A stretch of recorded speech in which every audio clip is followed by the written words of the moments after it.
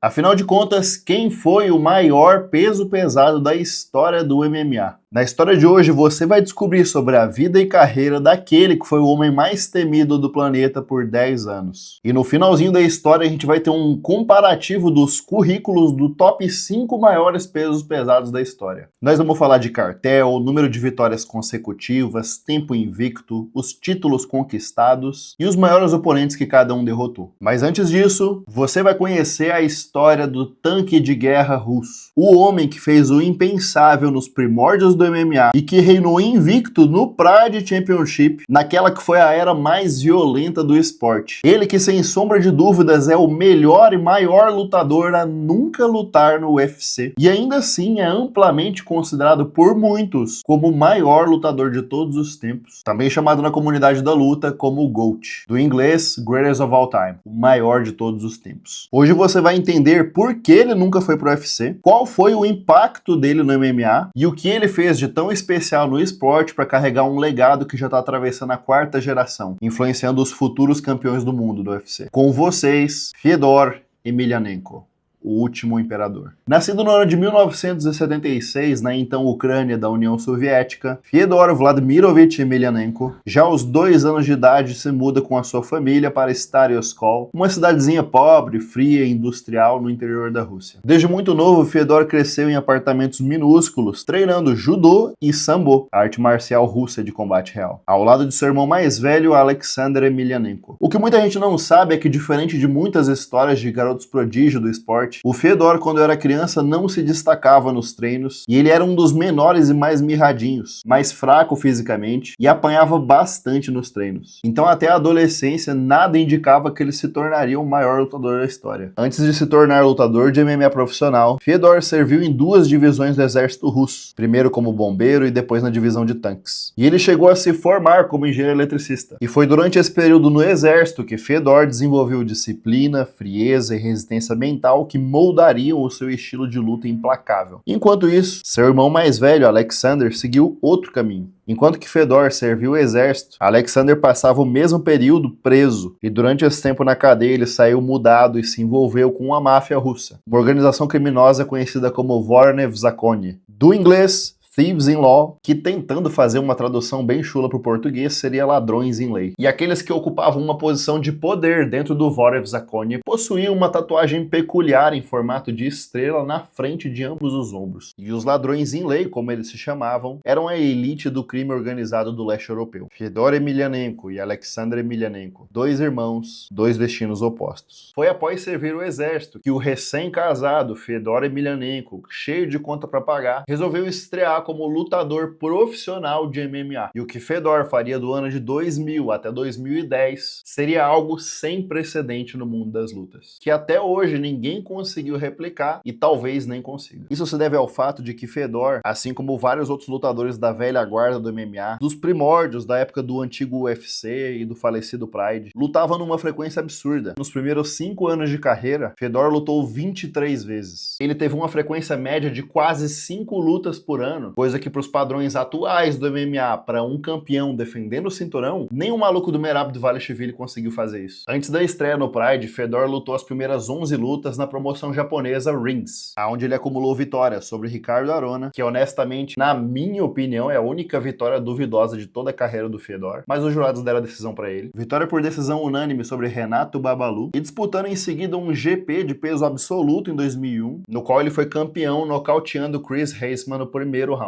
Então, tecnicamente, o Fedor já chegou no Pride campeão de uma outra promoção japonesa, já chegou com moral. Foi assim que no Pride 23, na sua segunda rodada, Fedor já pegou o veterano Heath Herring, a quem ele venceu por nocaute técnico já no primeiro round. E após apenas 2 vitórias no Pride, com um cartel de 13 lutas, Fedor já se credenciou para disputar o cinturão peso pesado contra o campeão inaugural peso pesado do Pride, que até então reinava com 4 defesas de cinturão consecutivas, o nosso minotauro Antônio Rodrigo Nogueira. E no no dia 16 de março de 2003, Fedor Emelianenko se tornava, pela primeira vez, o campeão peso pesado do Pride, vencendo o Minotauro por decisão unânime. Reinado esse que se estenderia de 2003 até o final do Pride, em 2007. Como os contratos do Pride não eram vampirescos como os do UFC, Fedor ainda conseguia fazer uma luta aqui e outra ali no Rings e até mesmo no Inoki Bombaye, promoção do Manda-Chuva e lenda do Vale Tudo local, Antônio Inoki. Entretanto, apesar do contrato em si não impedir o Fedor de lutar no Inoki Bombaye, ele lutou e venceu a luta por nocaute em 1 minuto do primeiro round. Porém, os manda-chuvas do Pride, e eu não tô falando do presidente Sakakibara, mas da máfia japonesa Yakuza, que supostamente financiava e controlava o Pride nos bastidores. Eles não gostaram nada dessa história do Fedor lutando fora do Pride. Isso inclusive deu uma treta absurda que lá na frente causaria o final do Pride. Mas como esse não é o foco da história de hoje, se você quiser saber mais sobre isso, eu vou deixar o link no final do vídeo pro meu documentário sobre o Pride. Fedor não apenas teve um reinado absurdo no Pride, como ele teve também uma altíssima taxa de letalidade. Foram 4 nocautes e 7 finalizações durante o período dele de rei do Pride. E ele só não nocauteou os top 2 e 3 do tempo dele no Pride, que eram o Minotauro e o Crocop, respectivamente. Com o Minotauro, o Fedor teve uma trilogia na qual ele venceu a primeira luta. A segunda luta foi um no contest por causa de um choque de cabeças que abriu um rombo, um corte absurdo na testa do Fedor. E aí ficou sem resultado no contest. E foi apenas na terceira luta que o Fedor novamente fez exatamente o que ele fez na primeira luta. O Minota não conseguiu trazer nada de novo. A trilogia ficou meio que 2-0-1, né? Porque não teve derrota do Fedor, mas teve um no contest. Fedor ficou conhecido também não apenas pelo seu reinado de violência no Pride, mas também por ser um lutador extremamente estoico, que no olho do furacão conseguia anular completamente as suas emoções e manter o controle da luta. Ou seja, ele estava ali no meio da guerra, tomando aquele suplex lendário do Kevin Randleman, caindo de pescoço no chão, para depois de 1 minuto ir lá e finalizar o cara. Tava tomando bicu da torta e a direita do Crocop, mas manteve a calma e levou a vitória por decisão. Lutou 3 vezes com o cara que era o rei do Pride antes dele, o Minotauro, e nas 3 ocasiões ele teve extrema calma e venceu o Minotauro com contundência. Fedor não apenas venceu lendas como Ricardo Arona, Minotauro, Mark Coleman, Kevin Randleman e Crocop. Ele enfrentou monstros quase 100 quilos mais pesados que ele, alguns com 20 a 30 centímetros a mais de altura, sem luvas modernas de MMA, na era mais brutal do esporte, onde quase tudo era permitido. Na época que não existia esse negócio de comissão atlética e teste antidoping, então todo mundo lutava no suco. Nessa época, Fedor ficou 33 lutas invicto, um total de 10 anos sem perder uma luta. E a única uma derrota que constava no cartel dele, pro japonês Tsuyoshi Kozaka, havia sido uma interrupção médica por causa de também um corte no meio da testa, igual no contest dele com o Minotauro, mas que naquela noite os caras decidiram que ia ser derrota por desqualificação em vez de no contest. Vai entender. Fedor inclusive teve a revanche com o Kozaka 5 anos depois, jambrolhou o japonês para não restar dúvidas, para não ficar pedra sobre pedra. E a última defesa de cinturão dele foi contra o neozelandês Mark Hunt, o gordinho mais porradeiro da história do MMA, pau a pau com o Roy Nelson, a quem ele finalizou com uma Kimura já no primeiro round da luta. E você lembra que eu falei agorinha que em 2007 o Pride acabou? A Zuffa, a empresa dona do UFC, foi lá e comprou o Pride porque uma investigação policial envolvendo o empresário do Fedor e do Crocop, Miro Mijatovic, esse cara aqui foi o pivô do final do Pride, porque ele colaborou com a polícia japonesa, vamos dizer assim, o FBI do Japão, numa investigação criminal que durou quase 2 anos e culminou na polícia japonesa batendo nas emissoras de televisão e falando: vocês estão proibidos de passar o Pride na TV agora porque os caras são financiados e controlados pela Yakuza. Tira do ar. Isso simplesmente destruiu, quebrou as pernas do Pride e os caras ficaram sem opção, venderam o Pride pro UFC, bem como os direitos de uso de imagem e todo o plantel de lutadores. Foi por isso que muitos dos lutadores que fizeram um sucesso danado no Pride migraram automaticamente pro UFC nessa brincadeira. Minotauro foi pro UFC, Crocop foi pro UFC, Vanderlei Silva foi pro UFC, Shogun foi pro UFC, Dan Henderson foi pro UFC. Só teve 3 caras que eu queria ter visto no UFC que a gente nunca viu lutar por lá, que foram o Sakuraba, o Ricardo Arona e o nosso queridão da história de hoje, Fedor Vladimirovich Emelianenko. Os reais motivos de Fedor nunca ter lutado no UFC, dele não ter feito a migração do Pride pro UFC, como muitos outros lutadores da galera dele fizeram, foi que o Dana White e o Fedor não chegaram num acordo. E aqui, como qualquer outra história, a gente sempre vai ter 2 perspectivas. Tem o lado do Dana White, que fala que ele foi para uma ilha deserta, no meio do nada, de helicóptero, trocar uma ideia com o Fedor e a equipe dele sobre o contrato dele no UFC, e disse que os russos riram da cara dele, não aceitaram o contrato e mandaram ele embora. E tem o lado do Fedor, que segundo ele, ele, a equipe, Dana White, a galerinha do UFC, foram altamente desrespeitosos com o Fedor e a galera dele, num bate-papo que eu tive que inclusive assistir no canal do Fedor aqui no YouTube, em russo, e os caras falam rápido pra caramba, eu tive que pausar e voltar várias vezes pra entender melhor, mas basicamente o que os treinadores do Fedor e ele disseram foi que o Dana White chegou pro cara e virou pra ele e falou assim: amigão, beleza? Eu sou o dono da maior empresa de lutas do mundo, maior organização, na qual quem não lutou aqui não é um campeão de verdade ainda. Eu sei que você fez o seu sucessinho ali no Pride, ganhou os seus cinturões ali, venceu essas lutinhas por lá, mas os brabos de verdade são os caras que estão aqui no UFC. E agora que nós compramos o Pride, você trabalha pra gente. Vamos assinar esse contratinho aqui, ó, tá aqui, você vai ganhar tantos mil. Imagina, tu ficou uma década invicto, teve uma carreira insana, venceu todo mundo, saiu na mão com todo mundo no Pride, que era a maior organização da época, não era o UFC. Na época do Pride, o campeão do Pride era o 01 do mundo e o campeão do UFC era o 02. E daí, juntando isso que eu tô falando agora, com todos os antecedentes do Dana White, todas as histórias que vazaram dele ao longo dos anos, fica muito difícil de acreditar no lado do Dana White. Eu acho completamente plausível a versão do Fedor que tá lá no canal do YouTube dele. Sim, acho que o Dana White chegou naquela vibe American, USA, USA, e foi e tentou comprar o Fedor com um número grandão e falando que se ele quisesse ser um campeão de verdade, ele tinha que lutar no UFC, senão todo mundo ia esquecer dele? Sim, eu não tenho dúvidas que o Dana White fez isso. Então, meus consagrados, foi por isso que Fedor nunca lutou no UFC. Pela arrogância do arrombado do Dana White. Dana White que, por sinal, fez campanha pública contra o Fedor depois desse desentendimento, desse não acordo. Sempre que perguntado sobre o Fedor, ele fez questão de dizer em todas as oportunidades ao longo dos próximos 20 anos que Fedor não está entre os maiores do esporte, que ele nem era tão bom assim porque ele não foi campeão onde mais importava, que era o UFC. Meu parceiro!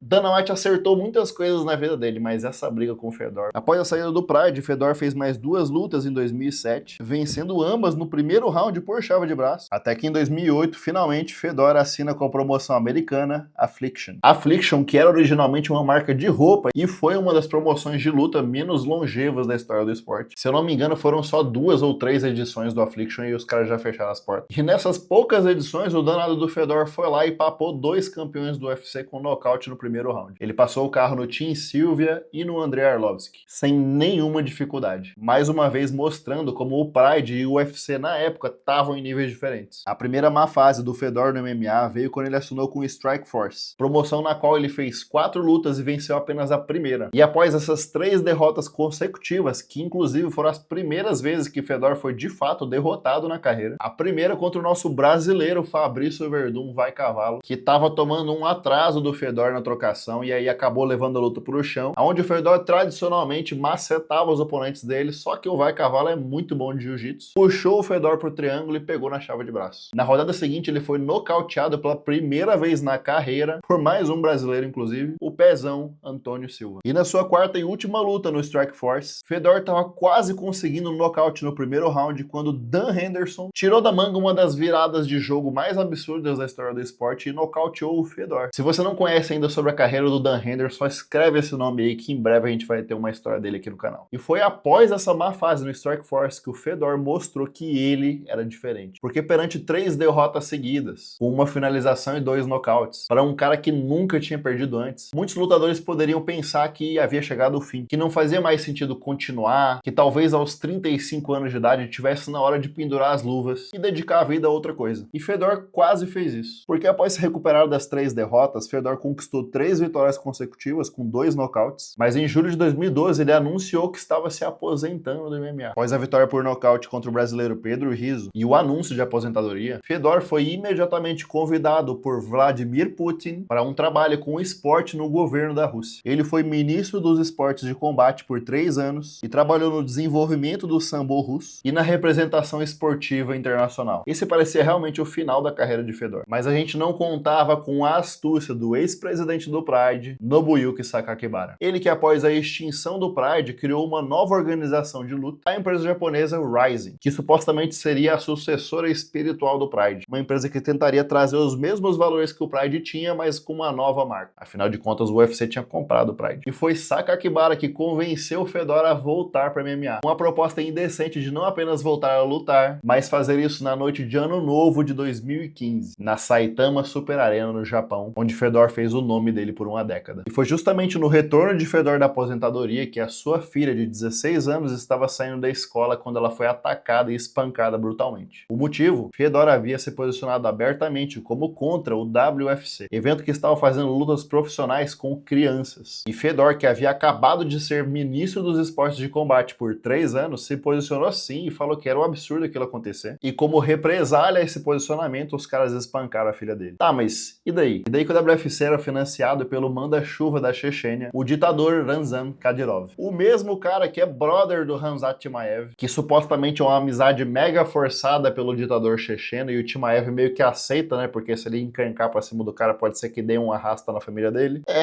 Puxado, né? Mas aí beleza, a galera do Kadyrov foi lá e mandou bater na filha do Fedor. E na mesma semana deste incidente, quem havia acabado de sair da cadeia mais uma vez e voltou com um monte de tatuagem nova e postando fotinha de brother com Kadyrov, Alexander Emelianenko. Foi ali que Fedor rompeu definitivamente os laços com o irmão e disse em entrevistas que dali em diante era como se ele não tivesse irmão, e desde então eles nunca se reconciliaram. E aí, meus amigos, encerrando o ano de 2015, entrando no ano de 2016, quem reinava na categoria dos pesos pesados do UFC era Fabrício Werdum, que havia entregado a primeira derrota do Fedor e que futuramente perderia o título para Stipe Miocic em Curitiba, por sinal. Mas quando o Fedor voltou da aposentadoria atropelando o oponente com um nocaute no primeiro round, os fãs hardcore do mundo das lutas ainda acreditavam no fundo dos seus corações que era possível que Fedor fosse pro UFC. Mas como eu disse uns minutinhos atrás, o UFC foi completamente com o Fedor e nunca mais nem tentou falar com ele diretamente. O máximo que eles fizeram de esforço foi mandar uns representantes do UFC, mandaram e-mail, fizeram telefonema e falaram: ô, você não quer lutar aí não? E aí, sinceramente, de novo, com toda a razão, o último imperador, fodão do Pride, 01 do esporte, mandou os caras pastarem e, em vez de trabalhar na Globo, ele foi pro SBT. Em 2017, Fedor assinou com o Bellator, empresa que na época ainda era a número 2 do mundo. O One Championship lá da Ásia já existia, mas ainda não tinha alcançado o seu máximo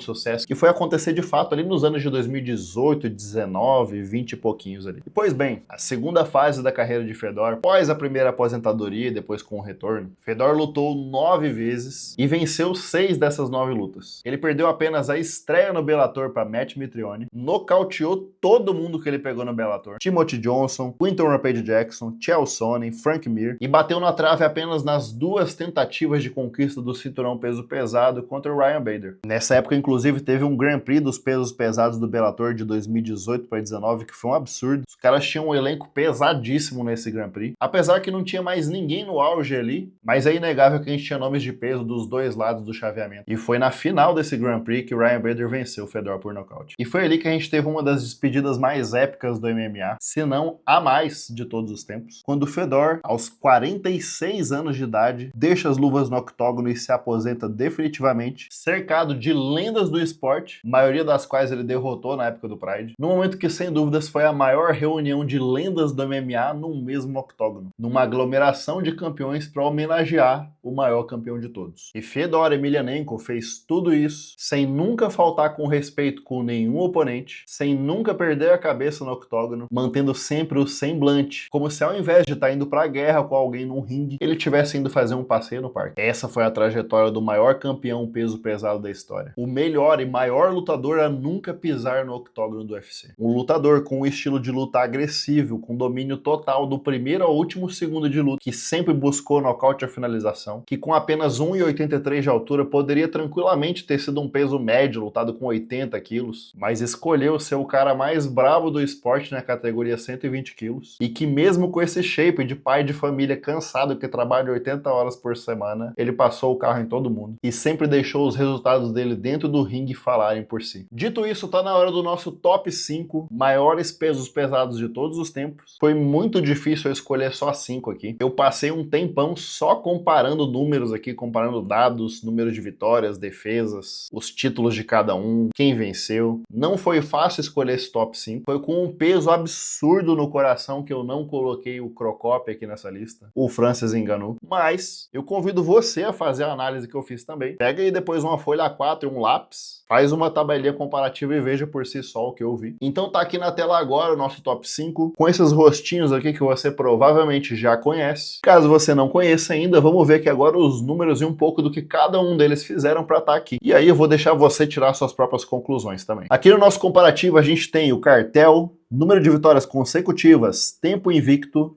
títulos conquistados e top rivais da carreira. Até essa listinha do top rivais aqui teve uma galera que foi difícil de escolher os nomes. Mas eu fiz uma forcinha aqui, tentei afunilar aqui pros top 5 de cada um pra gente ter esse comparativo também. No vídeo da semana passada eu fiz esse comparativo com José Aldo, Volca e Rolo e a galera ficou peidada que eu não botei esse top 5 rivais aqui. Se eu tivesse colocado, sinceramente, não teria mudado a minha conclusão que eu falei lá no final da história, mas beleza. Sem mais delongas, a gente tem aqui então Caim Velasquez, Stipe Miocic, Fedor Emelianenko, Rodrigo Nogueira, Minotauro, e Randy Couture, Capitão América. Antes de eu comentar os números, eu vou falar brevemente por que eu coloquei esses caras aqui especificamente. O Velasquez está aqui porque ele fez no UFC algo muito parecido com o que o Fedor fez no Pride, porque ele é um cara tecnicamente baixinho pro peso pesado, acho que ele tem 1,85 de altura e a galera tudo tem 1,95, 2 metros de altura, ele tem 1,85. Então ele poderia ter lutado como meio pesado, talvez até peso médio, mas ele escolheu fazer isso no peso pesado. E como eu falei agora há pouco, ele tinha um estilo de luta num pace muito rápido, com o gás infinito, e simplesmente não parecia que era um peso pesado lutando. O cara tinha pace de peso leve no peso pesado. Além disso ser muito impressionante, ele nocauteou todo mundo, e o legado dele no MMA só não foi maior por causa das lesões que ele sofreu no final da carreira. Stipe Miocic, amplamente considerado por muitos o maior peso pesado do UFC, porque ele foi o único que conseguiu 4 defesas de cinturão no UFC. Foi campeão, defendeu 3 vezes, perdeu o cinturão, conquistou de volta o cinturão, defendeu mais uma vez. Ninguém fez o que ele fez. Na categoria peso pesado, que entrou um soco, acabou. Então é muito difícil alguém conseguir 4 defesas de cinturão. Tanto que, até agora, ele foi o único. Fedor dispensa comentários, né? A gente acabou de ver a vida dele aqui. Minotauro foi o campeão inaugural peso pesado do Pride. Pra você ter uma ideia, se não existisse Fedor Emelianenko, se o Fedor tivesse decidido seguir carreira de engenheiro eletricista ou de militar, o Minotauro teria sido o rei do Pride, não o Fedor. E o Capitão América, Randy Couture, tá aqui nessa lista, não apenas pelos feitos dele no peso pesado, mas pelo legado dele no MMA. Como a gente pode literalmente ver aqui na tabelinha agora, é um absurdo o que esse cara fez e conquistou no esporte. E ele foi um cara que, assim como o Fedor, aposentou velho e saiu na mão com todo mundo e venceu e perdeu luta até o final da carreira dele. Mas vamos agora aos números que estão aqui na tabela. Vamos começar a nossa análise aqui pela primeira linha aqui do cartel. Aqui de cara a gente já tem o nosso top 1 e top 2 a um abismo de distância do top 3, 4 e 5. Fedor e Minotauro aqui com quase o mesmo número de lutas. Minotauro com 34 vitórias, Fedor com 40. O Fedor e o Minotauro têm mais vitórias no MMA do que o Randy Couture, Stipe Miocic e Caim Velasquez têm de lutas. Os caras são bravos demais. Novamente, categoria peso pesado, todo mundo tem uma... Novamente, categoria pesado, todo mundo já tomou um nocautezinho aqui, tem uma derrotinha aqui, outra ali. Eu acho que dessa galera toda, quem teve o cartel mais irregular, mais lá e cá, foi o Randy Couture. Ele não conseguia enfileirar, né, por uma década invicto. Então ele sempre venceu 2 lutas, perdeu 2, venceu 3, perdeu mais 2, venceu 4. Sempre foi aquela coisa lá e cá a carreira dele. Falando nisso, vitórias consecutivas. Novamente, top 1 e 2, a um abismo de distância do top 3, 4 e 5. Fedor e Minotauro com 16 e 13 vitórias, respectivamente. Caim Velasquez e Stipe Miocic empatado com 9 vitórias seguidas. Entretanto, apenas 6 dessas vitórias foram no UFC. Para os dois, estão empatados também. Vitórias consecutivas no UFC foram 6. E como eu acabei de falar, o Randy Couture teve apenas 4 vitórias consecutivas. Foi muito irregular o cartel dele. Foi lá e cá porque ele saía na mão com todo mundo, não tava nem aí com categoria de peso, se era campeão, se não era, se era a promessa do Brasil que tava nocauteando todo mundo. Ele saiu na mão com todo mundo, nocauteou, foi nocauteado. Tempo invicto. Preciso nem falar que o Randy Couture teve só 2 aninhos invicto na carreira. Minotauro, apesar de ter tido 13 vitórias consecutivas, teve apenas 3 anos invicto porque ele lutava numa frequência absurda. Então esse longão de vitórias foi em 3 anos, que é uma doideira se parar pra pensar. Quem venceu ele foi o Fedor, inclusive. Stipe Miocic no auge teve 4 anos consecutivos. E Caim Velasquez no comecinho de carreira, antes de lutar com o Cigano, teve 5 anos invicto. Nos títulos conquistados, novamente um abismo entre o primeiro e o segundo lugar e o terceiro, quarto e quinto. Fedor Emelianenko e Minotauro, sinceramente, quem fala que o Stipe Miocic foi o maior peso pesado de todos os tempos por causa das 4 defesas de cinturão dele no UFC, sinceramente, cara,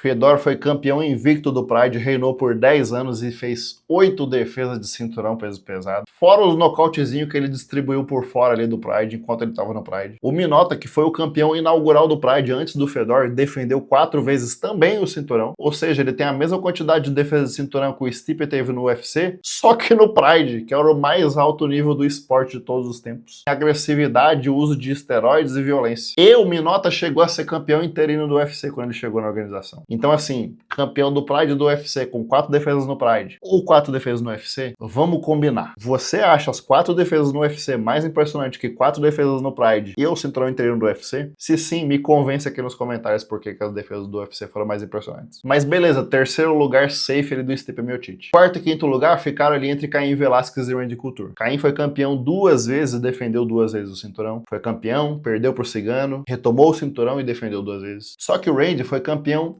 3 vezes do peso pesado, 2 vezes do meio pesado e foi o primeiro duplo campeão simultâneo da história do UFC. Ele conquistou tudo isso em 2003. 4 anos antes do Dan Henderson conseguir fazer isso no Pride. Então ele foi 3 vezes campeão peso pesado no UFC. Ganhou cinturão, perdeu, ganhou cinturão, perdeu e ganhou cinturão de novo. 2 vezes campeão meio pesado. Defendeu 3 vezes o cinturão, uma a mais que o Cain Velasquez. E nos meio pesados ele chegou a ser campeão 2 vezes. Então ele continua sendo até hoje o único lutador da história do UFC a deixar de ser campeão 4 vezes e conseguir de novo o cinturão. Foi 5 vezes campeão do mundo. Por último, não menos importante, vamos falar agora dos nomes que cada um desses caras aqui venceram. Aqui eu tive um trabalho também para selecionar aqui só os top de cada um deles. Teve uma galera aqui que eu queria ter botado um top 7, top 8, mas para não ser injusto com os demais, eu deixei top 5. Cain Velasquez venceu o Minotauro. Brock Lesnar, Cigano 2 vezes. Pezão 2 vezes e Travis Browne. Só que esse Minotauro aqui já não era mais o Minotauro do auge no Pride. Stipe Miocic venceu Fabrício Verdun, Alistair Overeem, Júnior Cigano, Francis Ngannou e Daniel Cormier 2 vezes. Fedor venceu Ricardo Arona, Minotauro 2 vezes. Mark Coleman 2 vezes. Kevin Randleman 2 vezes e Crocop. Rodrigo Minotauro venceu Mark Coleman, Dan Henderson, Crocop, Verdun e Randy Couture, ou seja, ele venceu todo mundo menos o Fedor. E Randy Couture venceu o Vitor Belfort 2 vezes, Kevin Randleman, Chuck Liddell, Tito Ortiz e Mark Coleman. Dito isso, com todos os números na mesa, e caso você discorde do que eu vou falar agora, por favor, cita-se livre para deixar aqui nos comentários a sua opinião. Top 5 melhores e maiores pesos pesados da história do esporte, independente de ter sido do UFC, do Pride ou de ambas as organizações. Top 5 pau a pau com o top 4, Cain Velasquez. Top 4 por pouca coisa, Randy Couture. Top 3, Stipe Miocic. Top 2, Minotauro.